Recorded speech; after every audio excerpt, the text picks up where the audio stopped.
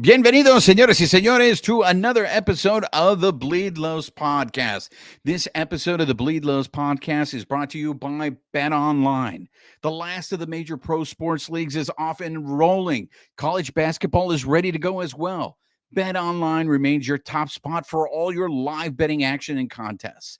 NFL, college football, UFC, and NHL are all in full swing.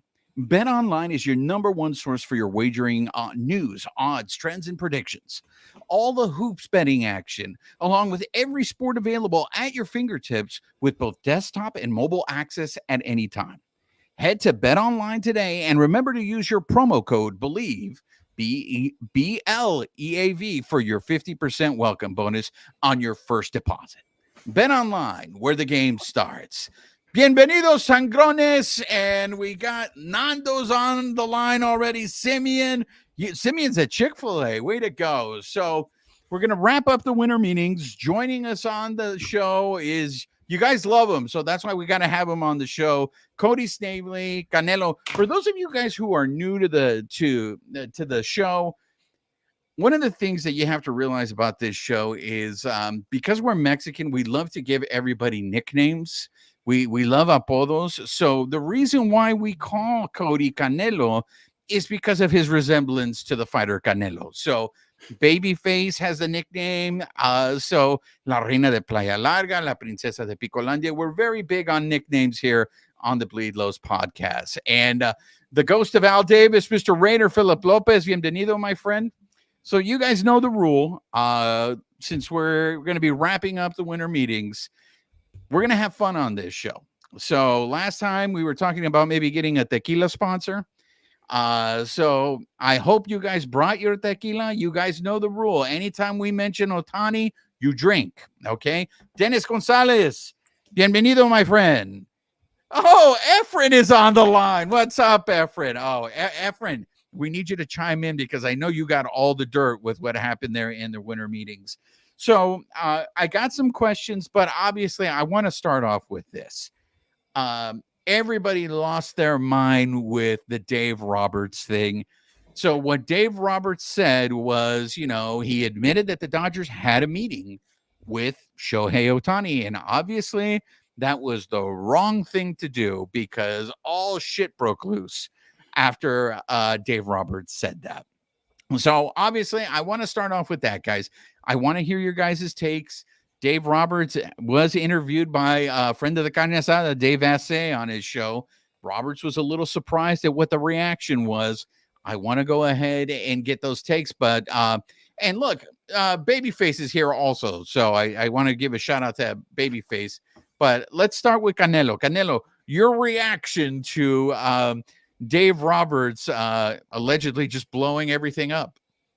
Yeah, once he said it, literally my phone just kept going off. Pretty much every beat reporter, not even just for the Dodgers, anyone that was covering the MLB, pretty much this was the first time any team has officially put a statement out saying that they have talked to Shohei Ohtani. And it got a lot of flack. There was a lot of people defending him. And he went on David Vachey's show, I believe, last night as well to kind of double down on his take. And yeah, I think a lot of people are fed up with how slow the winter meetings were going and pretty much ended, and how the offseason's been. And I kind of see Dave as an unsung hero. I'm on that trailblazer because he pretty much got the winter meetings talked about. Everybody pretty much was talking about either the Dodgers, Shohei, and Dave Roberts. So good for Dave for speaking about it. I don't personally think it was a really big leak because I'm kind of going with Dave's sentiment on it. He said the meeting itself didn't get leaked. Nothing about it got leaked. Nothing about the conversation got leaked. It was just him saying, hey, it was going to get out eventually anyway, but we met down with Ohtani, and then there's that. Babyface, how pissed are you at Dave Roberts? Is Dave Roberts on your shit list? No, I mean, I agree with what Cody said. When you think about it, like, was it a leak, right? We've been hearing a couple of days ago, right, that the Blue Jays met, that they flew to Florida and they met, and that kind of leaked on Monday, right? And then there was some stuff in the weekend too that he went to San Francisco that kind of leaked, and that he met with like Posey and Melvin. So that I consider that a leak. This is straight from the source, right? From Dave Roberts. I mean, I think today we heard that he was there, I think over the weekend as well, or last Friday. So that never leaked until like this stuff came out. So I don't really consider it a leak. But I mean, everybody knew that these teams are meeting with Shohei Ohtani, right? So it's like, he just gave us the info. Like, yeah, we actually spoke to him. Yeah, to me, here's my hot take. Okay, we're gonna start off with the Stephen A. Smith hot take. I think they're throwing Dave Roberts under the bus. For them, I'm not a fan of the way Andrew Friedman and Gomes reacted. For them to sit there and say we don't talk about it, and for them to say that they were surprised that Dave did that, I really felt like they let Dave Roberts out to dry, and they're setting him up that if Ohtani doesn't sign with the Dodgers, whether this is fair or not, the narrative has already been established that this is Dave Roberts' fault. Everyone is going to blame Dave Roberts for this. Now, people already blamed all the humanoids out there, all the ham and eggers. They all blame Dave Roberts for the Dodgers not winning the World Series. So when Ohtani announces that he signs with another team, well, it's because Dave Roberts opened his mouth up. I think they're setting him up to be the scapegoat, and I think I think it's really shitty that the fact that nobody had his back, for them to sit there and say, "Oh, we had a good talk with him." I think that's fucked up. I shouldn't say that I'm surprised that no one came from the organization. I'm talking about the organization. Nobody came to his defense. And that to me was just like, because you guys are right. What did he say that was so damaging? Everybody knew the Dodgers had it. Every reporter was reporting the Dodgers were in on it. And we all, especially on this show, we give the Dodgers front office a lot of shit because they are not forthcoming. And what does Dave Roberts say? I'm not going to lie to you guys. I mean, I appreciate his honesty. I think my hot take is they are setting him up to be the fall guy. And maybe they did that because they know something. They know maybe Ohtani's not coming. Go ahead, baby. And real quick before I drop off, and Jason has joined us. If you're on the live, you see him with us. What did we discuss earlier a couple months back? Like we were talking about, why aren't these guys telling us what's going on, right? Like Dave Roberts would tell us, hey, this guy, yeah, he's fine. When he was clearly hurt, right? And so they weren't being forthcoming, like you said, and even in the end of the year pressers, right? So we finally got truth from Dave Roberts, right? And he's getting crapped on. Exactly. But, and look who's joining us on the live, my friends. We haven't seen him in a while. We love the Boatman. He is the president of the Noah Syndergaard fan club. Boatman, I know you're feeling good because the Lakers are going to be in Vegas, but how are you, my friend? And I want to hear your talks. Is Dave Roberts on top of your shit list? Man, even your face was red when I came in here. I was like, what'd you guys do to Juan? It's red because I think I'm drinking too much tequila. Man, oh man. Came in the right time. Everybody, hey, Cody, hey, Juan. You know, did I scare Roger away? Well, who cares? Well, we'll get him back in a bit. But, you know, so what was the question again? Get me going. So we were talking about the fact that because Dave Roberts admitted that the Dodgers had a meeting with Shohei Ohtani, and he thought the meeting went pretty well.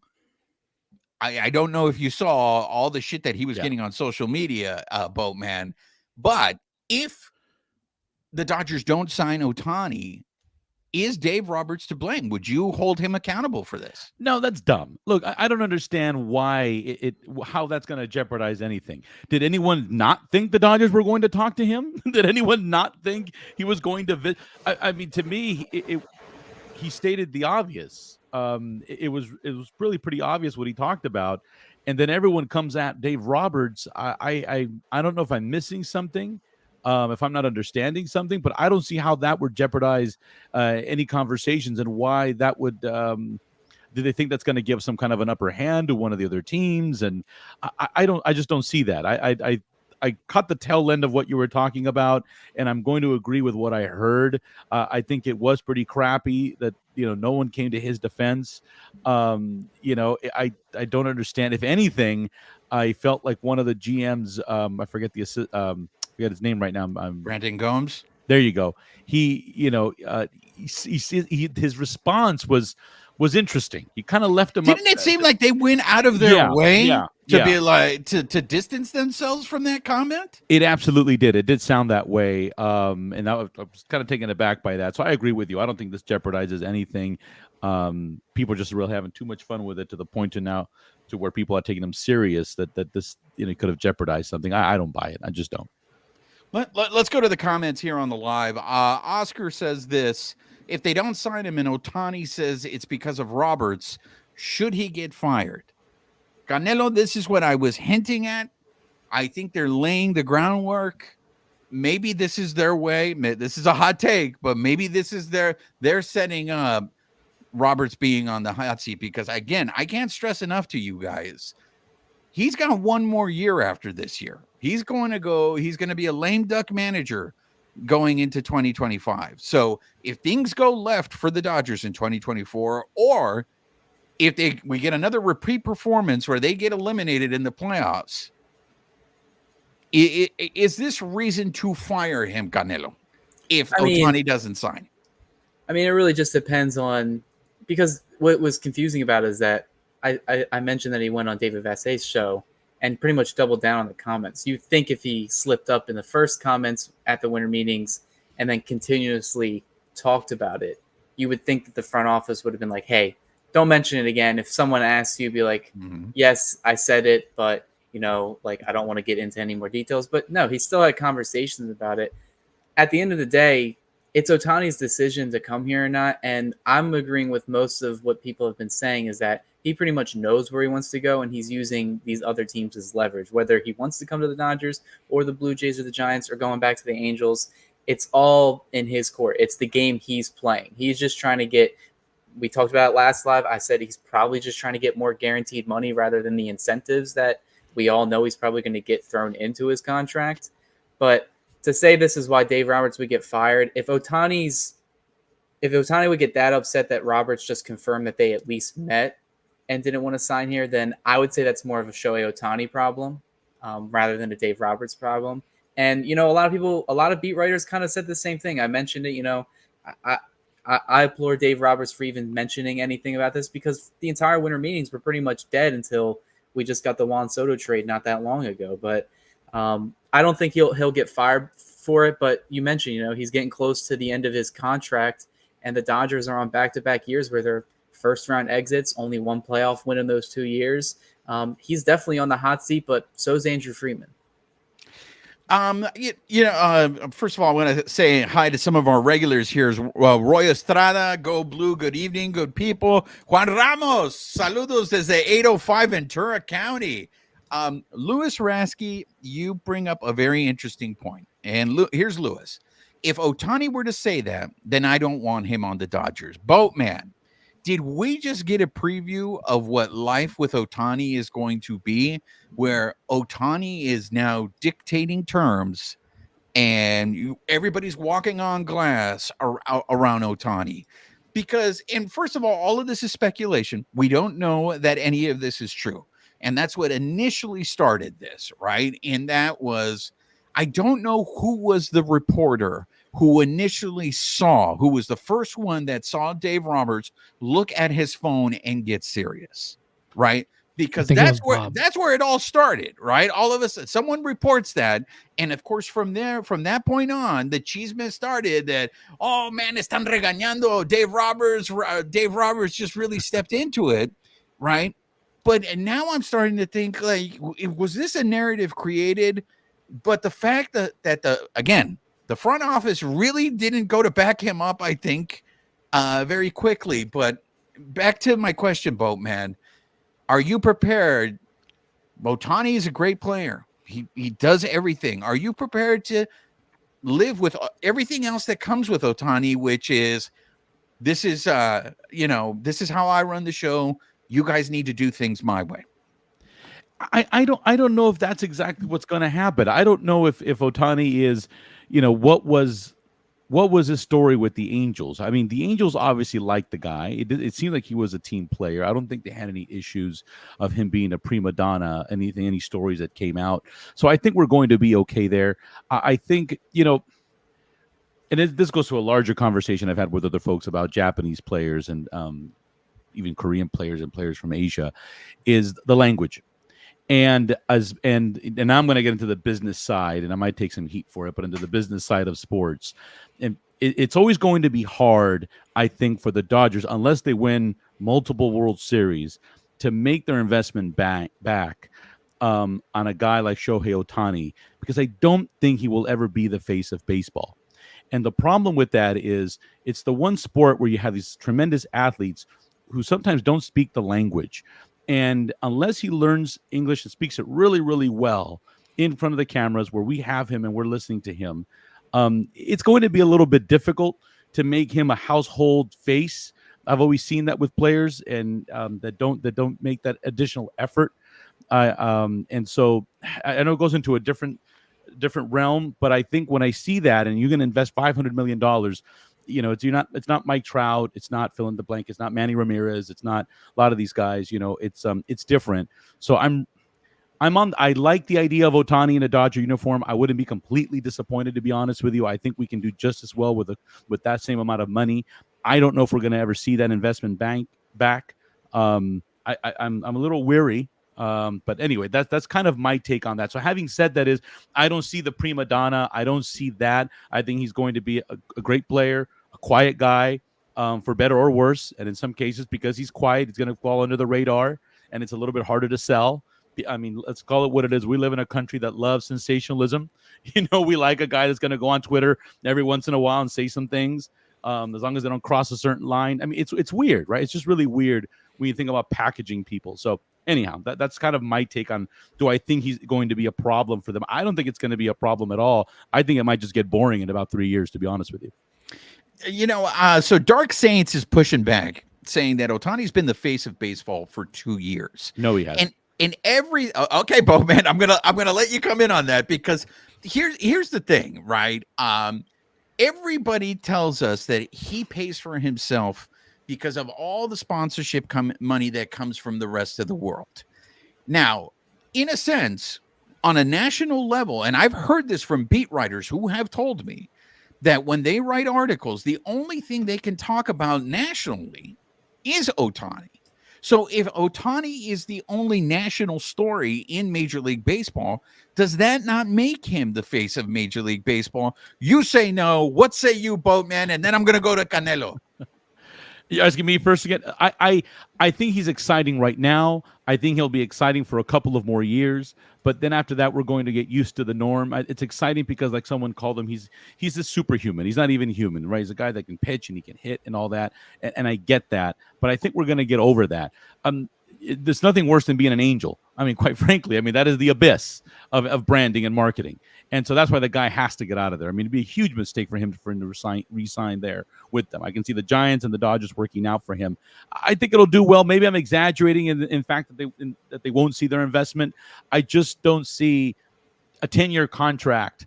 I really think in 3 or 4 years from now, he's old news. Look, we have a very short attention span in this country, for better or worse. I mean, you can do some crazy stuff. I mean, look about Trevor Bauer. We're all ready to forgive him. We were all on him a year and a half ago. Forgot about it. I guarantee you in about 6 months from now, we'll forget about what Urias did.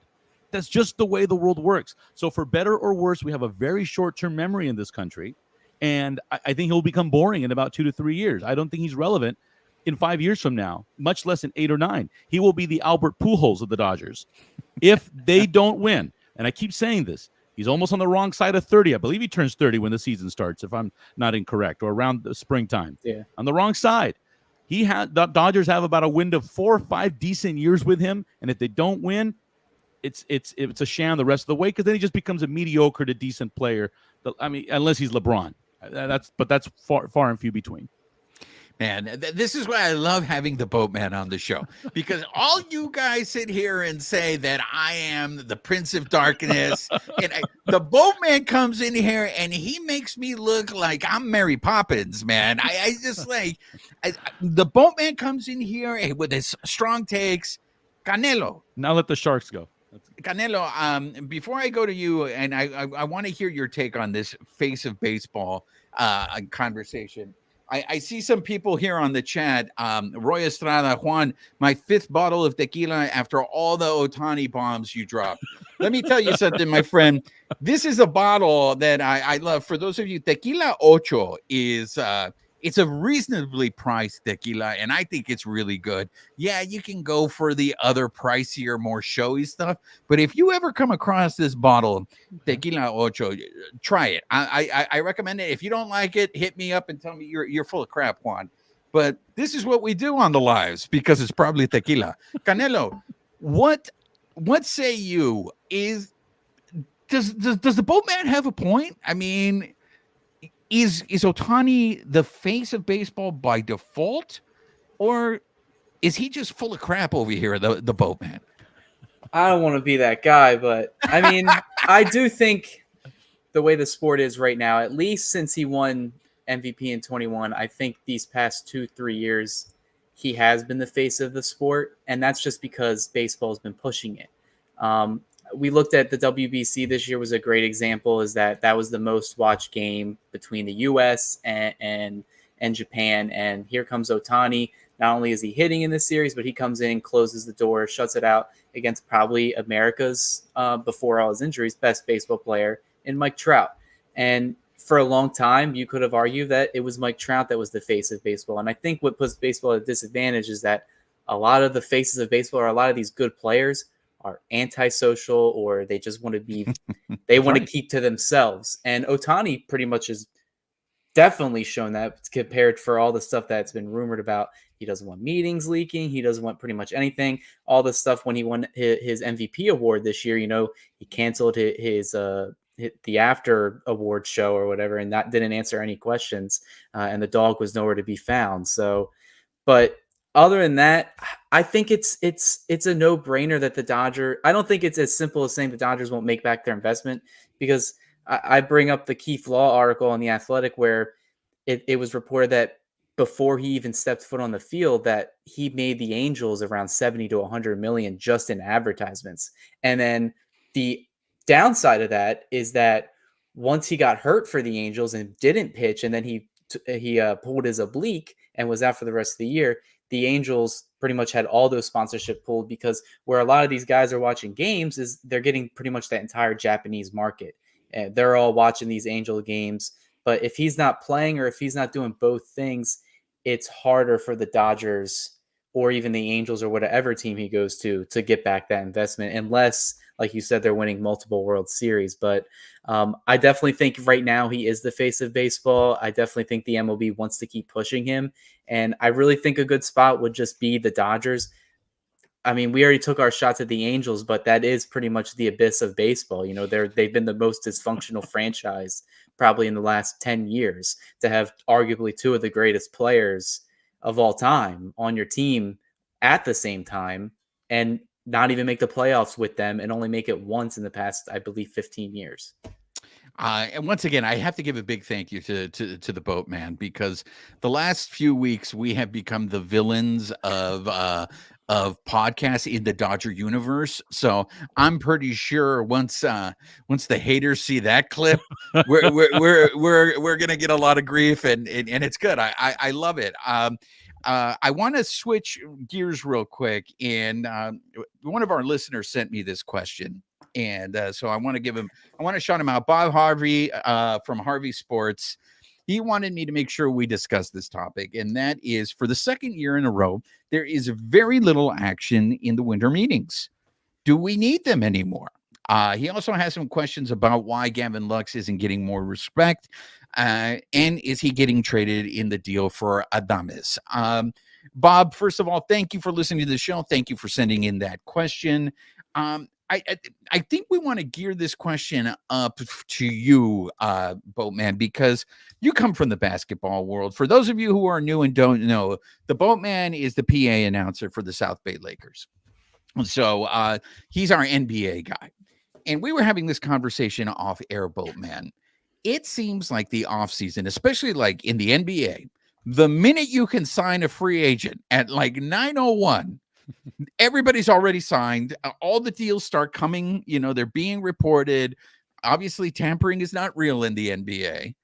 But the winter meetings these last 2 years, I have to ask you, like, why is there such a difference? Why is the NBA so quick to announce signings? And is Major League Baseball trying to make the winter meetings more kind of like the NBA's offseason? Because I don't think anything compares to the NBA's offseason. No, the NBA's offseason has become extremely exciting. I think baseball has always owned the trade deadline, right? The trade deadline during the season. And that's because, although that's beginning, I think that's going to start to wither away. The reason why, and I'll go back to your original question, but I think the trade deadline has always been the most exciting for baseball because of the limited number of teams that make the playoffs. So more teams are willing to make those trades. And I think as we continue to expand the playoffs, which is why in basketball it's not as exciting, 16 teams make the playoffs, very few teams are making any trades, really not as exciting. Baseball's starting to get that way now as more and more teams are expanded into the playoffs. Less teams are making big deals because they've got a chance to make the playoffs now, right? So that's hampering that. That may be why we're seeing the shift maybe over now to the offseason and making the offseason a little bit, they're trying to make it more like the NBA. You're right. The winter meetings now it's almost just a formality. You're not really seeing a lot happening. There's a lot of hesitancy in these trades and in making moves and signings. I think the Scott Borses of the world have always loved to really stretch this thing out as far as they can into February or into spring training if they can. The other thing too, I'll say this. I think the major difference between baseball and basketball when it comes to a lot of things, but this is one of them, it's the culture. And I think the culture of basketball and the guys that put on the uniform is they have taken control. They, as in the NBA players, have really taken control over their own lives over the last few years. You see them have a much more say. I think it's easier to be a basketball agent than it is in baseball because I think the players are really the ones dictating everything. And you're seeing that. And they're making their own moves. They're creating super teams behind the scenes, as we've been seeing that now for the last decade. So things move very quickly because they want to make it move quickly. I think in baseball, it's for whatever reason, it's a different culture. It's a little bit more lackadaisical. They let the agents kind of do the time. They just sit there and negotiate for the longest time. And I think in basketball, they're just ready to make moves very, very quickly. I can't explain why, other than I think it's the personalities, I think, are a little bit different in basketball than in other sports. And I think NBA players are a lot more vocal and a lot more involved about where they want to go, that as soon as that season ends, boom, boom, boom, boom, boom, you start to see all these things happen. The pieces come together. And that's the only thing I can say, not from an inside perspective, just from an outsider looking in. Canelo, I've seen a lot of pieces being written, one in particular by Buster Only, about really talking about how Shohei Ohtani, because he is so secretive about this, that it's kind of ruined the winter meetings. And it leads me into a whole bunch of other questions that I have, but I have to ask you, in terms of the winter meetings, was this really what it was intended to be like, or has somehow the narrative changed and we're making out the winter meetings to be something it's not? Like, when has there ever been so many like trades made or deals made in the winter meetings? It seems like we're going to a trend where lately nothing's happening. Yeah, the goal of the winter meetings is similar to the GM meetings that happen in November. It's a chance to get all 30 teams personnel together in one place to talk things out. Obviously, we want to get rumors pretty much going everywhere, but every so often when we have big free agents, especially Ohtani not wanting things to get out, they're going to play more things close to the chest. It's a lot similar to the 2019 offseason, which that one had two premier free agents with Manny Machado and Bryce Harper. And that one dragged all the way down until Harper not even signing until, I believe, February. Mm-hmm. I don't think it's going to be that way with Ohtani. But yeah, I mean, for these beat reporters, the media, the journalists, obviously they're going to complain. And I understand it because it's their job to write information on stuff they're hearing. But when everybody's pretty much not telling like the media what they're doing, they don't have much to write about. They just have stuff to speculate about. The winter meetings, they're really just, like I said, it's just for teams to get together and talk shop and then put together potential trade packages. If they can come together quickly on a deal, which sometimes that does happen. Sometimes they start throwing around player A, player B, other teams starts throwing around player C, D, all the way down the alphabet, and then they can come together and maybe potentially make a blockbuster trade.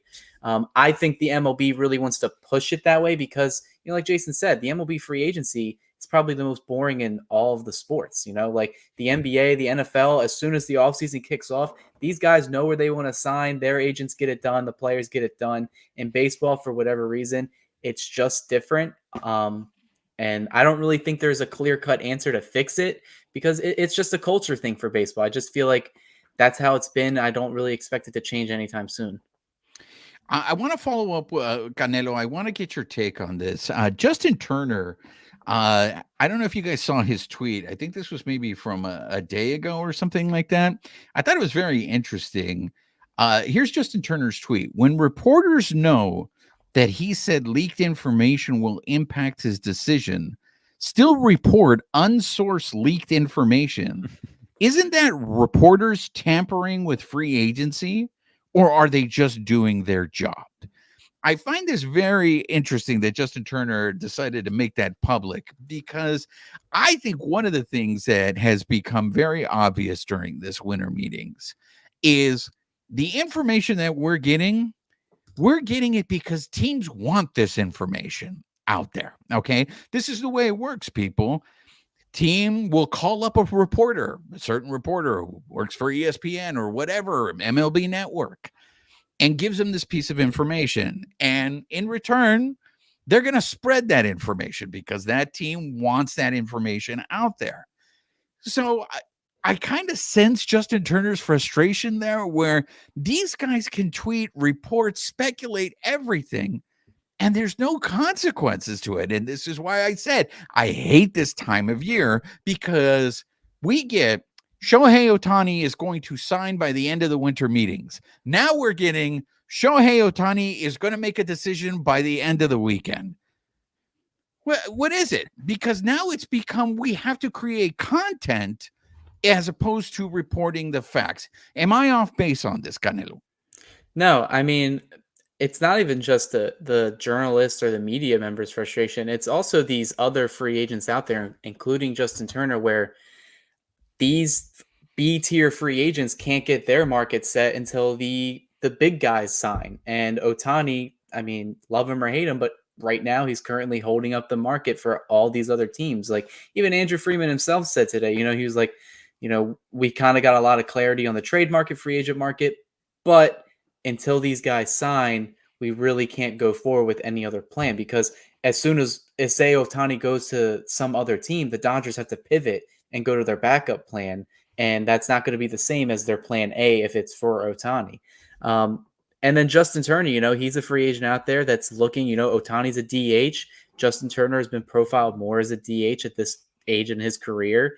And I can understand the frustration there. And, Dave Roberts, he says something that it was a pretty professional scene to say that they had a meeting. And you saw how much hate and that he got from pretty much everybody around, like Dodger fans, baseball fans. He was pretty much the butt end of a joke for almost 24 hours. And, no one's coming to defend Dave Roberts, not even, you mentioned his own bosses. Yeah, absolutely. Boatman, I mean, what does Justin Turner have a point here? I mean, the fact is it disingenuous for Buster Olney to come out here and tweet that Shohei Ohtani is ruining the offseason because he's not pulling a LeBron, because he's not making a decision, because he's not hosting a show, or because he's not negotiating in public? I mean,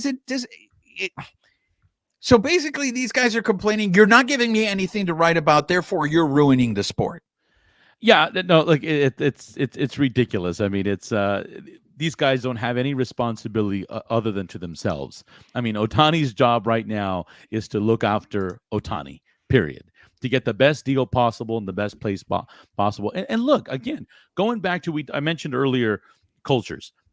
I'm sure this is very different, right? We're negotiating with a Japanese player who I'm going to guess, just by judging from what I've seen and how he's interacted in the last few years in the MLB, he's going to take his time. I'm not surprised. He's probably a very methodical person. He's not out for attention. He doesn't care about your attention. He doesn't care whether you're getting excited or not, or whether all this media stuff is happening. He doesn't care. I'm going to guess that this is a guy. I read something that said that he wants to play somewhere at a stadium where he's comfortable. It's probably true. Knowing the guy, he's probably, hey, I want to play somewhere I like, somewhere I enjoy it, somewhere a place I want to actually live. I'm sure he's thinking about whether he enjoyed his time in Southern California enough to say, yeah, I'll just go down the freeway and I'll stay in LA, or maybe not. I didn't love it here. I'm open to going to Toronto or San Francisco or whoever else is going after the guy. So I think he's looking after himself, which he should. I mean, all of us would be. And so for Buster Olney to be making comments like that, I think it's Buster Olney's attempt to make the news himself. In a funny way. Even he doesn't believe the tweet that he tweeted, if that makes any sense. I just really think it's a way for him to poke the bear a little bit and get people excited because there's really nothing else going on. But no, I don't blame the guy. We've seen this before, though. So it's a bizarre tweet because we've seen players stretch this thing out all the way into spring training at some time. So, but we live in a world of immediacy. We just can't wait anymore. And I think the NBA has ruined that, right? Because as soon as the finals end, all the chips begin to fall. But that's never really been baseball anyway. I mean, we're into this thing past Christmas. So I don't understand that. And part of this big news there. All of a sudden, I thought there was something wrong with my headset. Babyface. Smokes, I almost had a stroke. Breaking news: the Juan Soto trade has been completed. Well, thanks for that, Roger. Hold on a second. Let me say this on live air. That was the worst breaking news music. I mean, I thought Trump got reelected right now in the middle of 2023. What's going on? Hey, there was a move from the winter meetings. Breaking news. There we go. I personally myself just had a little bit of a heart attack because I was like, what the hell is going on? You're absolutely right there, Boatman. I thought I was having a stroke. I thought it was just like, please tell me something someone else is hearing this. I thought, oh God, I'm sorry. That was too much. But here, one of the things as much as, okay, I'm sitting here blaming beat writers and all that stuff, but the ham and eggers and the humanoids, they also deserve part of the blame here, guys. I don't know if you guys saw Tom Verducci on the MLB Network talk about the dream scenario for the Dodgers, and it was, all right, Canelo, I'm going to go to you. Okay, so here he is. He's saying, sign Shohei Ohtani, get Yamamoto, get Randy Rice Arena and all that stuff.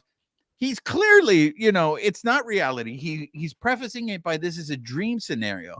But the problem is that the ham and eggers and the humanoids then believe that and go, why isn't Friedman doing this? Like, why isn't these tried? Like, how many times have I seen?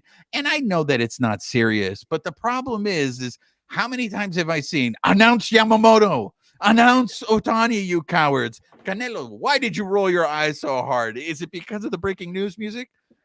No, I mean, I'm glad it just wasn't me. I was like, what did I hit? I was like, what am I watching on the That's side? what I did too. I actually grabbed my phone thinking, oh, what did I do? So, but yeah, I had rolled to find my something. eyes. I had to find something quick, so I went online, found something. But Efren said he's going to send me something. So Thank you, Did Rob. you make sure it wasn't copyrighted, Juan? Come on, man.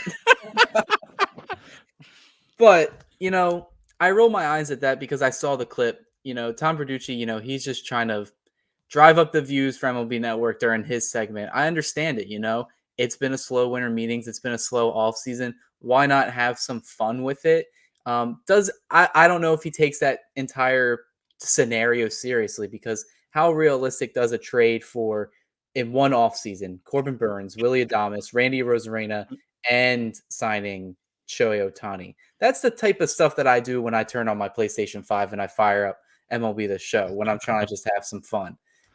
And I feel like too many of the fan base, they kind of have that same sentiment. It's like you can't treat it like a video game. There's different intangibles to this. Jason mentioned the business side of sports. That's what these teams are also thinking about. Fans like that, most fans don't really think about that. They think about just of the team that's on there, the current 26-man, 40-man roster. But there's a lot more to do with it. And then once you start getting rid of, like, what would it take to get all those players? You would basically be depleting the entire farm system, and you're setting back the franchise. If they don't win the World Series in these next 2 years, and they have no prospects, well, get ready for a couple years of being pretty mediocre, like some other teams that we've seen around baseball that can't have sustained success. And this is where I say most Dodgers fans are spoiled, Like, how many times have you seen any sports team in any league have this type of success? Obviously, yes, they've only won one World Series, but they've made the playoffs, 13, 11, like 12 years in a row.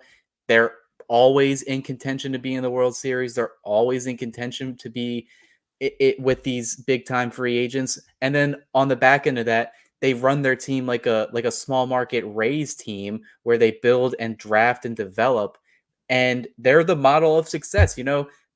The guys that the Mets have hired, they have the one of the highest payrolls in the world that you can have, but they're hiring guys that think like the Dodgers, think like the Rays, think like the Brewers. So you just got to have realistic thought, like the thought process for when the Dodgers are putting this team together. And I've been preaching it, I don't think they're going to make too much major moves. Obviously there's room for improvement, but from everything I've wrote, everything I've said on here, like they're just going to be tweaking things here and there because they won 100 games last year. Really, all they really need to fix is perhaps the starting rotation, and then they'll be pretty much set. And if you look at the outlook at the division right now, it's pretty bleak. I know the Diamondbacks went to the World Series, but you have to put in the fact that they only won 84 games and barely squeaked in. Every other team in our division was pretty mediocre. The Padres, I mean, you have to imagine they're going to be worse. They just traded Juan Soto away. They're arguably their best player. And then the Giants, they've been, besides whatever happened in 2021, they've kind of been without a face of their franchise. And Bob Melvin, how much can a manager really help? So Dodgers are in good shape for the future, but I just feel like when people put these type of trade scenarios out, it just gets unrealistic. I want to go to the comments real quick. The ghost of Al Davis, Mr. Raider, Philip Lopez. Yo, I thought my Spotify opened in the background. Juan Ramos, I think, has a very good idea. Now, that's some breaking news. Let's start the shit on the Padres segment, which is what we're going to do right now, Juan. But I think that might be a better breaking news, babyface. Just you saying it's time to shit on the Padres. So whenever there is breaking news, just yell, it's time to shit on the Padres. There's another one that I really liked on here, and that's from JR. I thought my Pornhub ads popped up again. So I think so far, JR, you're in the lead for the comment of the night. We need to come up with a prize for the comment of the night, but JR, I think you're so far in the lead. We are going to talk about this Juan Soto trade and how it affects the NL West now, but as I'm sitting here bashing on Buster Only, I also just want to put Ken Rosenthal also wrote a piece saying why baseball must act to liven up the winter meetings. So there's just a lot of like, what do they need, a halftime show? Get Pitbull in there? I don't get it. What do they Mr. Worldwide. And my original Buster Only, this is what the tweet was, so you guys can see that I didn't, I'm not pushing my own narrative, but here's the original tweet. Shohei Ohtani's top secret free agency is silly and a missed opportunity for him and the sport. So once again, I feel this is all Shohei's fault that the winter meetings that aren't explosive, that deals aren't getting done. And look, I don't want to keep picking this fight with you, Boatman, but maybe, again, this is a reason why he is the face of baseball, because he's the one, without him making a decision, nothing is happening. Yeah, is he the best player in baseball right now? Yeah, you could make an argument that he is, right? He's the most exciting player. He's the most valuable player right now because of what he can do. My comment, and I know this is not this segment, this is another segment for a different day, is if Shohei Ohtani is the face of your sport, there's a problem with your sport. I'm going to leave that alone, though. Ooh, I know I'm going to make a lot of folks upset. I'll leave that one alone for today, though. Don't want to get into the politics of that. But Canelo, I'm going to get blamed for that, right? They're going to record it somehow. It's coming from the Boatmans, but I'm going to be the one getting the shit. Exactly. But he deserves all the attention right now. He is the best player. Just because you're the best player doesn't mean you're the face, though. And I mean that for any sport. So I think those are two very different things, being the face of anything in the face of a sport, and at the same time being the best player, the most valuable player. He is, and I'll say this on record, he is the most valuable player in baseball right now. Absolutely. He deserves all the money that he's going to get thrown at right now because of what he can do on the field, both with his arm and both with the bat. It's exceptional. So I get that. That's aside from him being the marketing face. Now, so of course he's going to hold everything up. The Yamamotos, all this stuff is just going to be on hold for that. It is what it is, though. Canelo, so now that Soto is gone, Babyface, do we know officially how many players the Yankees gave up for Soto? I think last count it was 5, right? 4 pitchers. Yeah, I think it's those same ones, the same 5. The 4 pitchers and the position player. I got something else.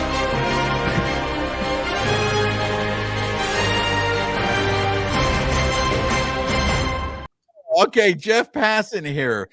So this is just breaking now on the live. Jeff Passan is reporting left-handed starter Eduardo Rodriguez and the Arizona Diamondbacks, the Serpientes, are in agreement on a 4-year contract for around $20 million a year, pending physical. Sources familiar with the agreement tell ESPN. Okay, let's just deal with the breaking news right now. We'll go back to Soto. Okay. How pissed are you guys on the live right now that Eduardo Rodriguez, who rejected a trade to the Dodgers last year because he didn't want to go to the West Coast, is now coming to the West Coast to play for the Serpientes? Do you guys care about that? Are you guys upset? How are you going to treat him when he comes back to Dodger Stadium in a Serpientes uniform? Canelo, your immediate reaction to the figure, $20 million a year? That's good for him, right?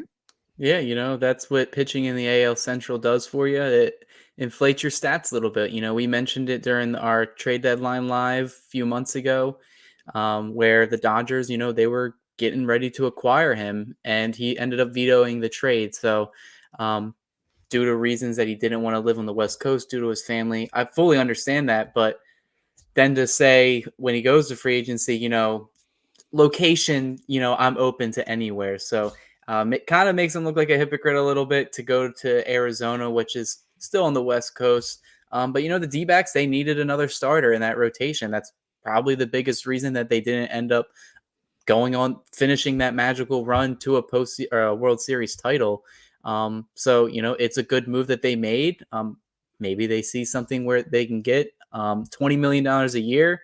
That's why he had that opt-out thrown in this year. He opted out, had a really solid year, not too bad with the injuries, and was pretty effective. We'll have to see how that transitions not only to the National League, but to the NL West, where he's going to be facing the Dodgers quite often. So I'm extremely interested to see his first start at Dodger Stadium.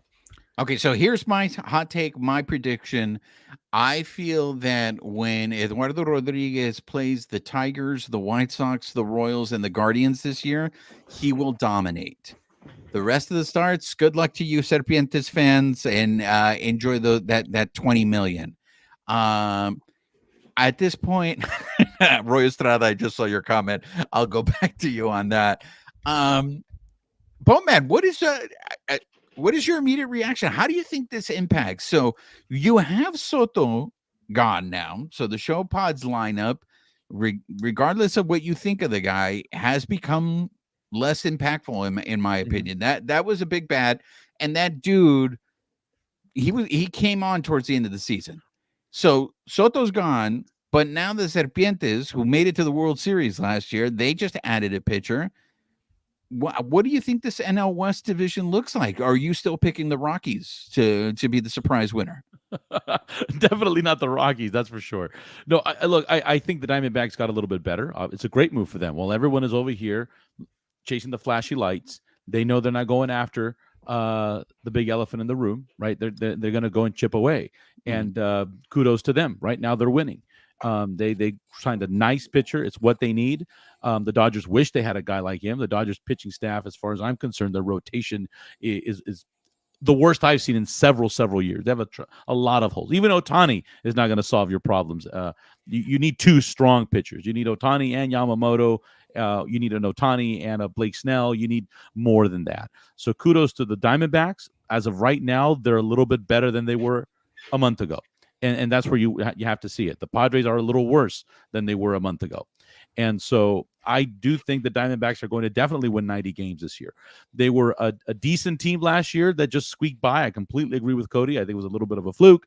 They got really hot for a few weeks, and we've seen in baseball, anything can happen once you get into. The Giants did it too with 80-plus wins and won the World Series the last decade. So those things will happen.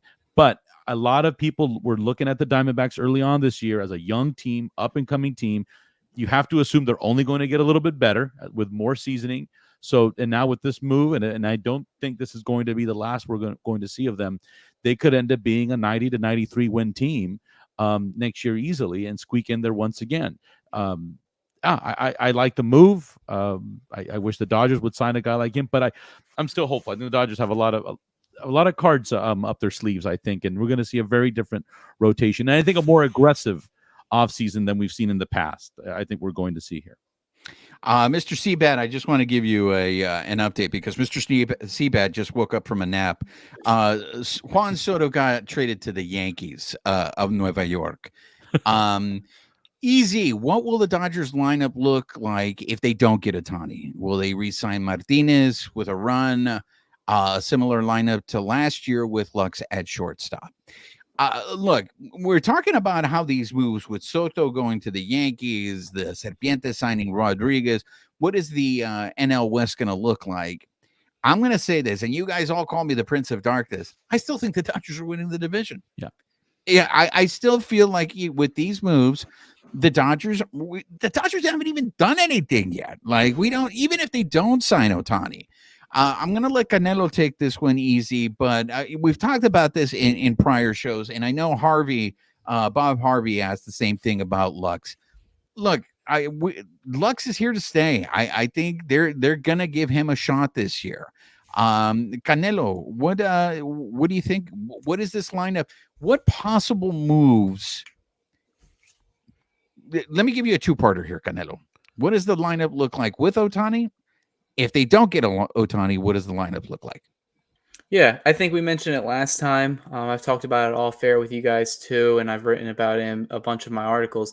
It really depends on if they get Ohtani and if they don't get Ohtani. Ohtani's a left-handed bat, and the Dodgers have a plethora of left-handed bats in their lineup. Arguably, that their left-heavy, strong lineup is their run-producing, slugging. That's their elite lineup. You're getting a ton of production from Freddie Freeman. You throw in like Jason Hayward, who hits righties really well. You throw in Ohtani into that mix of lefties as well.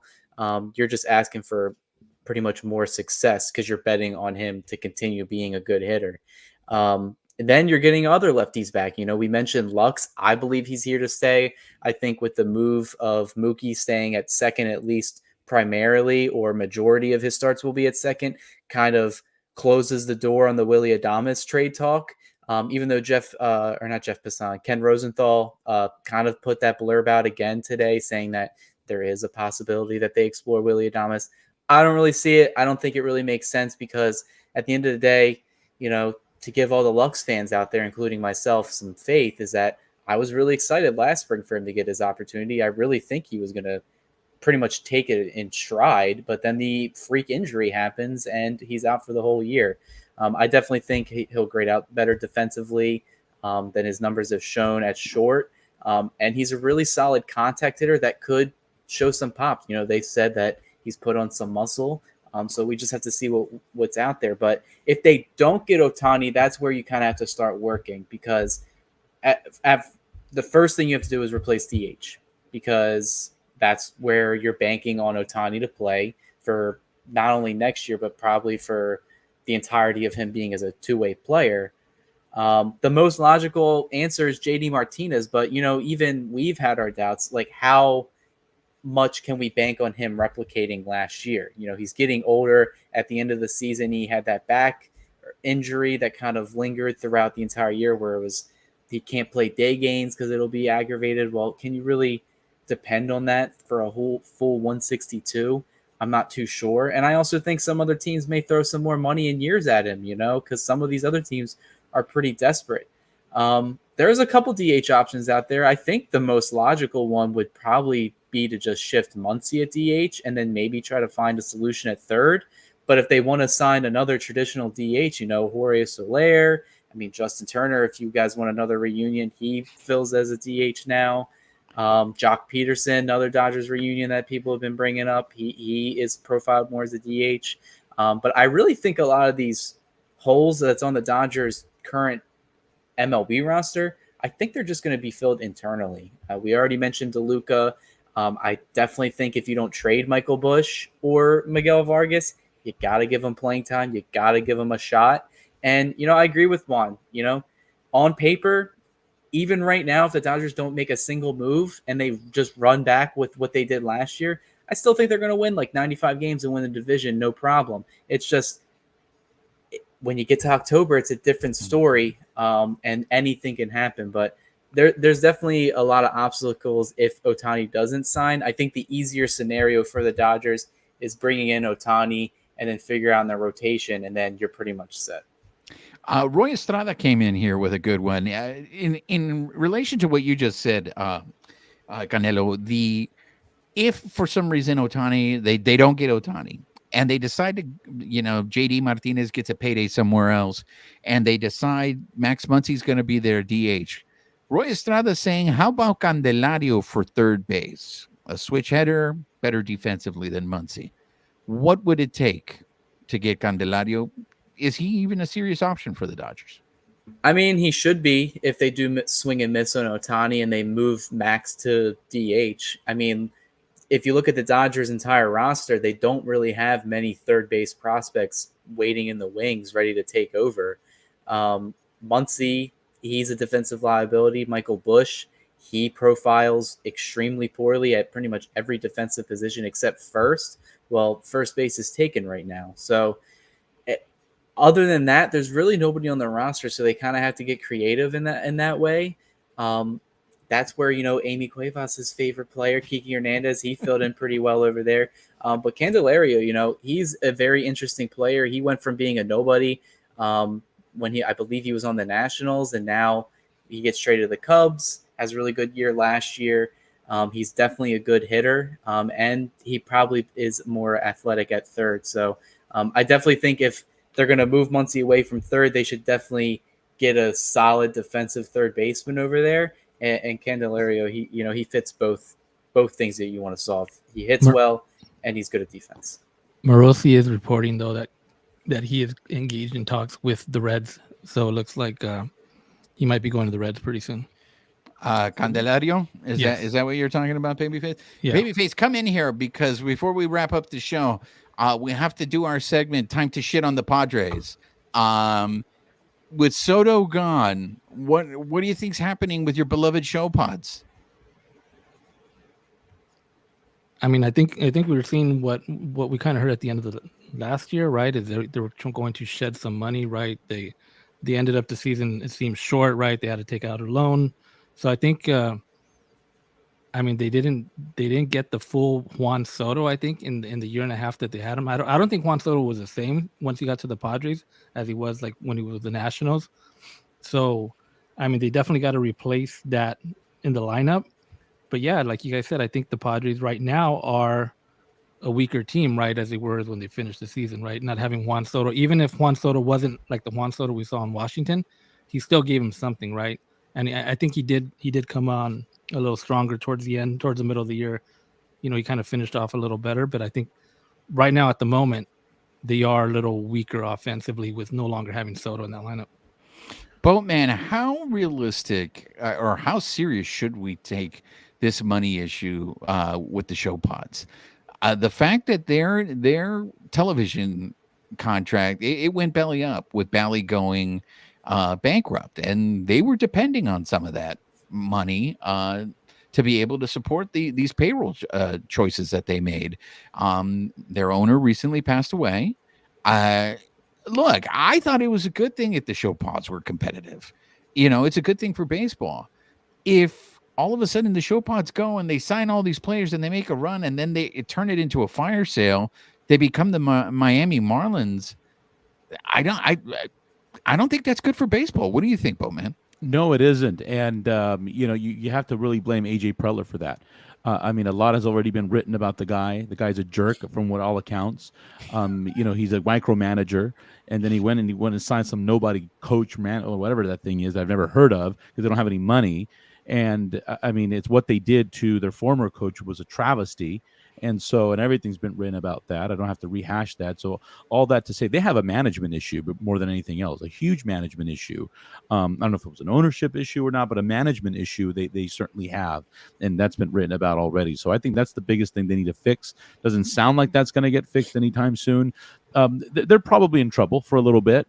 They're gonna have to get creative with their lineup. I mean, they still have a good team if they played to their potential, but if they don't sign guys like Blake Snell back and all these things, then right now the Padres are worse than they were last year, right? If you were to look at these teams, who's getting better, who's getting worse? Right now, as we speak, the Padres are a little worse. Right now, I think the Dodgers are a tiny bit worse because they haven't re-signed. They lost JD Martinez. There's still some holes in the pitching.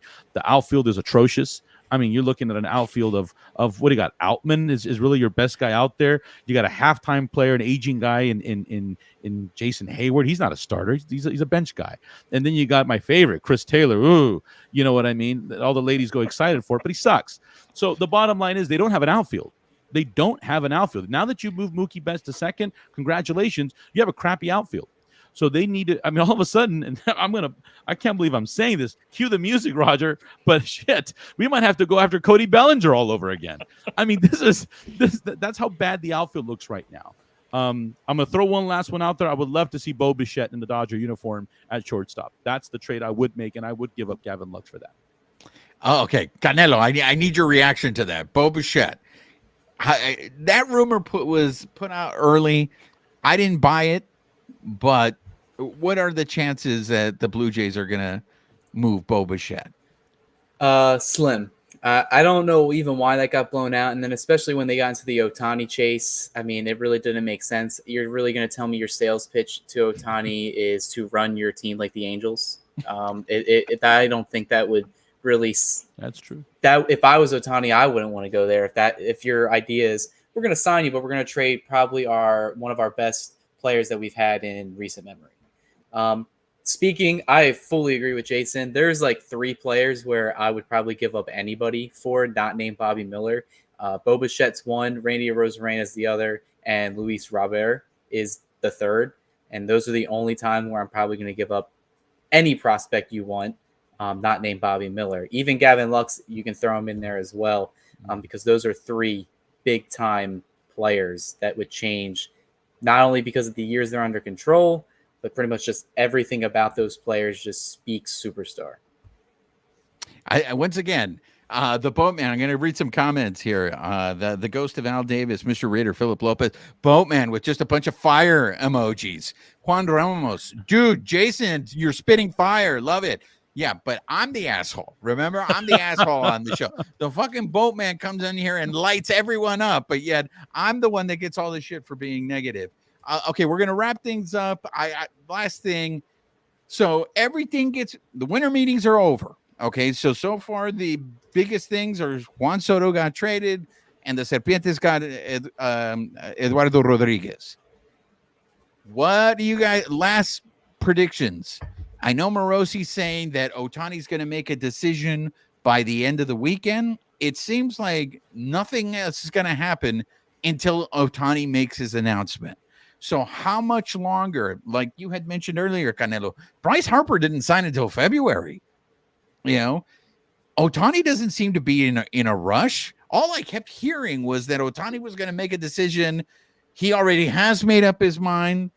If that's true, then what is taking so long? Canelo, how much longer are we going to have to deal with either the happiness that Ohtani's a Dodger or how pissed we're going to be that Dave Roberts fucked this up? Andrew Friedman, we want their heads on a pitchfork. I mean, how much longer is this going to go on?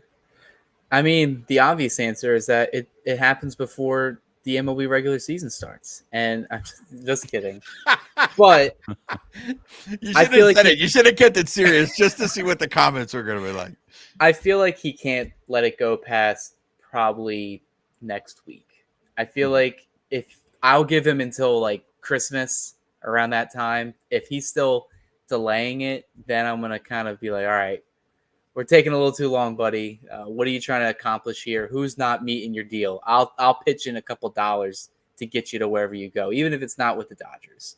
I do think it's probably, I want to believe the initial post where it's saying maybe by this upcoming Sunday, but I'm not going to trust any of these reporters out there because they're pretty much spitballing anything. I could just say he's going to sign by Sunday. Call me an insider. But I would like for him to sign at least in the next 2 weeks. I do think he has his teams narrowed down extremely now because we've seen it was like a pool of around maybe 6 or 7 teams. Now we're seeing it pretty much down to the final 3, which the 2 most prominent ones are the Dodgers, of course, and the Blue Jays, surprisingly. So I definitely think. Wait, so who are your 3? The Dodgers, the Blue Jays, and who's your third team? I've been saying the Angels, but it seems as more and more teams get in, I just feel like for Ohtani, they probably become an afterthought. I wouldn't be shocked if he goes back there. But if you're going to go with everything that rumored Ohtani wants and they can get creative, it would not shock me if the Braves did try, even though they have been reported as not being super aggressive with it. But I don't know. I feel like if you're Ohtani and you really want to win and you want to have sustained success, there's really only 3 franchises in baseball that are run as well as the Dodgers, including the Dodgers, and that's probably the Braves and the Astros. So if you really want to win, you would probably look at those 2 teams. But the Braves wouldn't shock me if they also work in silence. You know, Alex Anthopoulos, that's Andrew Freeman's mini-me right there. So I hope he signs soon. I still think it's going to be with the Dodgers, not even just being biased, but I just think all signs are pointing to it. I'm just going to bring it up with what I said last week. I really think he's just trying to get more guaranteed money because there's already a flat figure. He's already getting around $450 million right off the bat. That's all guaranteed. It's that extra 100 or 150 million that's going to be in incentives, and that's going to be based off he's pitching. And I think if you're Ohtani, obviously he wants to be a two-way player, but even his agent's going to want to get him the best, like, not just long-term deal, but just the most guaranteed to set him up for the rest of his career. So whoever offers the more guaranteed money, I assume, is just going to walk away with it. I'm not too sure if that's the Dodgers, but I think all signs point to LA. Just an option thinks it's going to be Sunday. Boatman, I want same question to you, but I just want to say this because Canelo mentioned the Astros. I'm all for madness. I love seeing because I'm in the Macho Man Randy Savage, in the kingdom of the madness. But if that was good, Ohtani signs with the Astros, I would love to see Dodger fans' reaction. I'll leave that. Boatman, how much longer is this going to go? Do you have a prediction? I'm hoping a dark horse like the Tomateros de Culiacan, like just step up and sign. Can you imagine Shohei down south? That would be bitching. Anyways, and I don't even use that word. But I think his mind's pretty much already made up. I think the teams know who it is. I agree with Cody. I think they're ironing out some details right now at this point as to guaranteed money and things like that.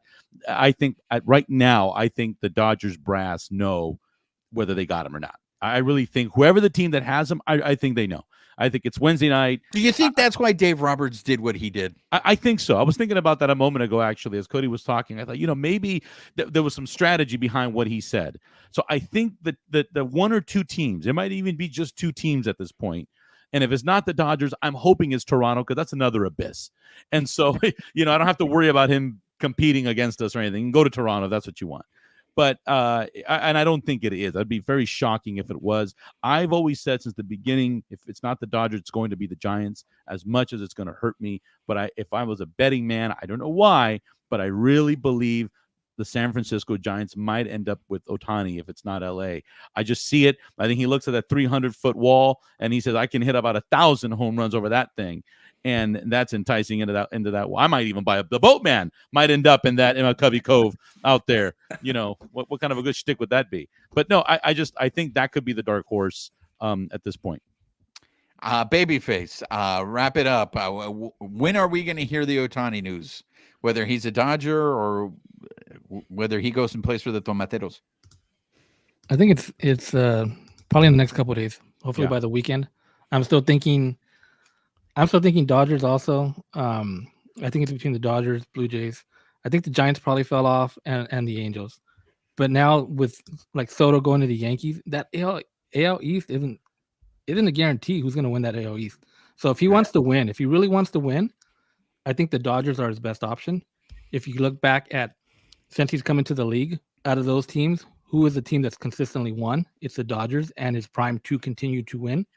Now, if you go to the Blue Jays, you're not guaranteed anything, right? You go to the Giants, not guaranteed anything there either. And we know what will happen if he goes to the Angels. So I still think the Dodgers are the best bet. Well, look, Dave Roberts may have been playing chess while the rest of you were playing checkers. He might have just put more pressure on Ohtani because now everyone's saying, Dave Roberts ruined it. And I've been hearing a lot, people are saying, well, if Ohtani's basing his decision on the fact that Dave Roberts did this, what does it say about Ohtani? Right. But maybe Ohtani just doesn't care. He doesn't listen to this kind of stuff. But look, I'm letting you guys know when this news breaks, there's going to be a live show.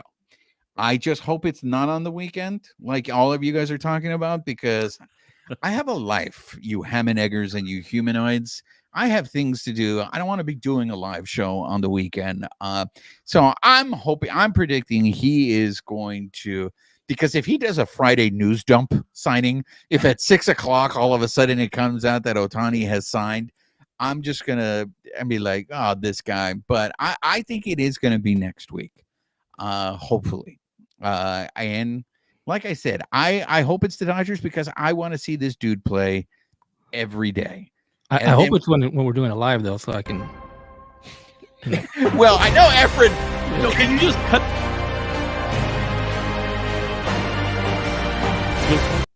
This feels like CNN, like John Roberts. Like we just need a map and start taking teams off the board. Coming to you live. Look, yeah. The breaking news should have been an accordion. I don't know. You totally missed the boat there. I mean, we should have gone wah, wah, wah, wah, wah, wah, wah, wah, wah, wah, wah, and there we go, ladies and gentlemen. We have breaking news. So, look, guys, before we end the show, I just want to say this. I think, correct me if I'm wrong, Babyface, we're 15 away from finally hitting 1,000 subscribers on YouTube, and we can give away this damn Mariachi Joe bobblehead that we want to give away. So if you guys are new, if you are discovering us for the first time here on the live, subscribe to the YouTube. Okay, I'm not even subscribed. Okay, there we go. We're gonna get it. I just thought of that right now. I haven't even subscribed. All right, I'll give you one more. What the heck? But I want the bobblehead. I don't care if I work here. Efren, I hope that means you're getting me accordion music, what your comment just said, because like I said, I want accordion. Maybe I'll reach out to Easy Band. If any of you guys know who the Easy Band is, they cover songs, but they do it in banda style. Oh. Look them up on YouTube. They're great. They're from Houston, though, but I'll let them pass because I do like their music. But again, make sure you guys are subscribed to the YouTube channel. Make sure you guys are subscribed to our socials, because as you can see, we decide at the last minute when we're going to go live. So when this Ohtani thing happens, Juan Ramos, thank you very much. He knows what I'm talking about with the Easy Band. So we're going to have a big show. And like I said, tequila, you guys have your tequila prepared. I know Roy does. Check out. I'm looking for a tequila sponsor. So if anybody knows Tequila Ocho, the people from Tequila Ocho, or if they know Tequila Mandala people, I know they support ESPN 710, but we're looking for an ESPN, a tequila sponsor. But I want to thank the Boatman. As the ghost of Al Davis, Mr. Raider says, the Boatman is on tonight. It's always fun when the Boatman comes because he wears his Noah Syndergaard Dodgers jersey underneath his starter's jacket. And I'm going to get me a Syndergaard shirt. I swear to God, I am. I'm going to wear that shit to Dodger Stadium too. And I just want to say this too. This is an accomplishment for the Boatman because this is the first time that we've done a show where he has not shat on Austin Barnes. So that is a big accomplishment for the Boatman. So congratulations, my friend. You're making great strides. You're welcome. You're welcome. And of course, we want to thank the Canelo who gives us all the. You really are an insider, Canelo. I don't care that you don't. You call yourself that in jest. I just want to tell you guys this. All right, Canelo is an insider. Other shows want him. They try to poach him from us, but Canelo is loyal to us. Canelo, for some reason, I don't know, but I'm very thankful that you decide to hang out with us because you drop the knowledge and the people love you. And Babyface, you will always have a warm spot in our hearts because of that breaking news music. Some of us had, strokes, but the winner of the night is JR. JR with the line where he thought the Pornhub ads had come in.